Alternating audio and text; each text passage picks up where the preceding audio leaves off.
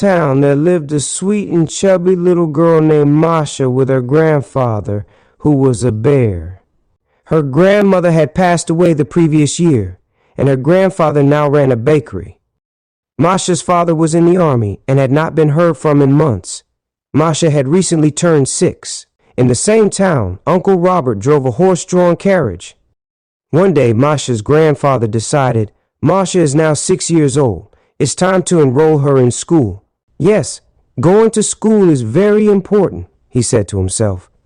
The bear used his cart every morning to drop children off at school and then went to the vegetable market to bring supplies back to the town. The next morning, he quickly stocked the shelves of the bakery with buns and loaves of bread. He dressed Masha in a clean pink frock, tied white ribbons into her golden hair, and made 2 pigtails.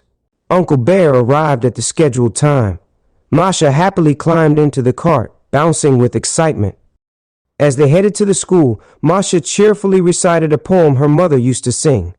Upon arriving, the bear took Masha into the principal's office. Mrs.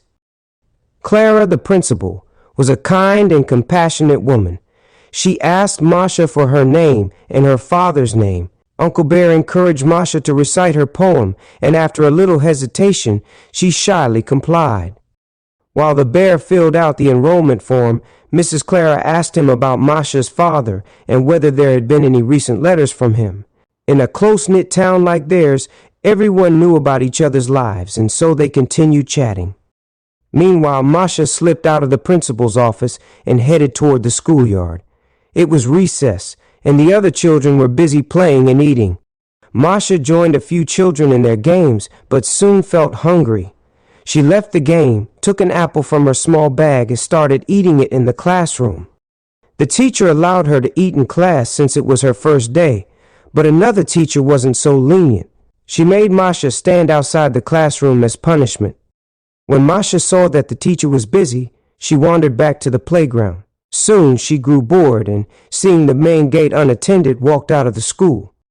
The gatekeeper had gone to ring the bell, so Masha managed to leave unnoticed. She decided she would never return to the school. Since she had never been to this part of the town before, she wandered in the wrong direction. Tired and sleepy, she eventually spotted what looked like Uncle Bear's cart in the distance. She eagerly ran toward it, but it turned out to be someone else's cart. Too tired to care, she climbed onto the pile of hay at the back and fell asleep. When she woke up, she found herself lying on a clean bed. The cart belonged to a man who had gone to get some household supplies.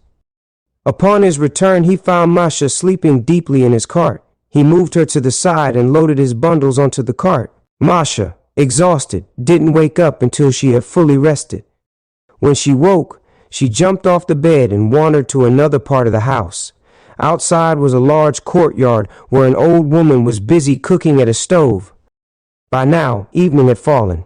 Despite being in an unfamiliar place, Masha wasn't scared, as she was used to knowing everyone in the town. She told the old woman she was hungry. The old woman, whose demeanor was curt and unfriendly, told her to wait. This was unlike anything Masha had experienced before. Everyone in the town had always shown her love and affection. For the first time, she realized how much she missed her own home, her mother, and her grandfather. She began to appreciate how lucky she was to have such a comfortable life.